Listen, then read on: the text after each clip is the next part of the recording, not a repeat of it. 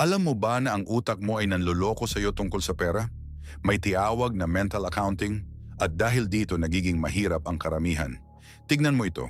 Kapag nakatanggap ka ng tax refund, ginagastos mo agad sa mga bagay na hindi mo kailangan.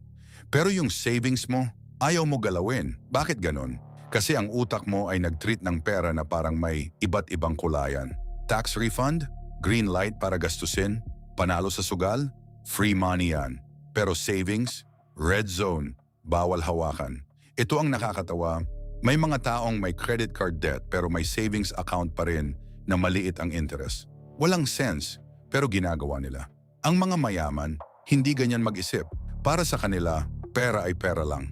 Walang label, walang compartment. Kaya habang ikaw nag-compartmentalize ng pera mo, sila naman ginagamit ang lahat ng available resources para kumita ng mas malaki. Ang tanong, magpapatuloy ka ba sa mental trap na ito? O matututo ka na mag-isip tulad ng mayaman?